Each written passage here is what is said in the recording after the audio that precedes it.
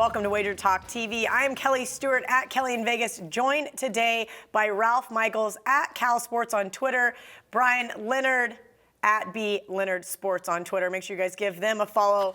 One of the probably most exciting games, I think, at least this weekend, because it's going to give me something to cheer for, because we have such an ugly card. New York Giants at the Dallas Cowboys. Jerry's World is always a thriller. The line's 3, no surprise. I feel like every single time this game is played, it's a 3. Giants just now 3-7 straight up in their last 10 games when playing Dallas.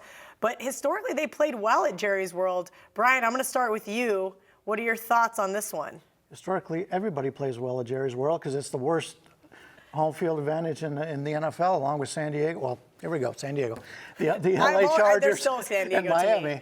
Yeah, this used to be a high-scoring series, and I remembered it from a few years ago because they had these games on national TV. It'd be 47-43, and a lot of high-scoring games. Well, the last 2 years, they've all been low-scoring games because the defenses have been better. And we've talked before about how the Giants' defense 2 years ago was great.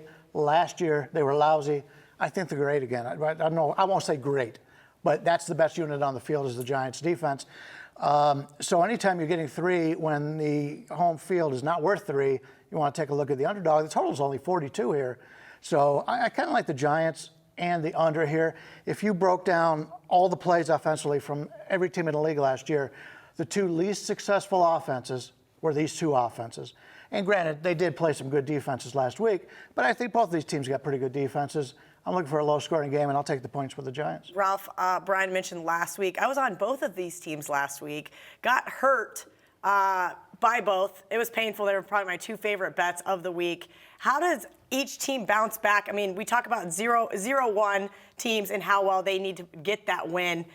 Is this a game you just want no part of because the line is so tight? Well, it's now a desperation game. You're playing a division rival. You're both 0-1. Someone's going to be 0-2 and way behind in the division. So that just adds more pressure to it, and that's part of the reason I like the under. I was on both of these teams last week, too, and I had both the under in the Giants game and the under in the Cowboys game. And in the video last week on the Cowboys, I really thought the offense would be hurt without the center, without Des Bryant, without Witten, and they clearly are not the same offense as they were with those players in.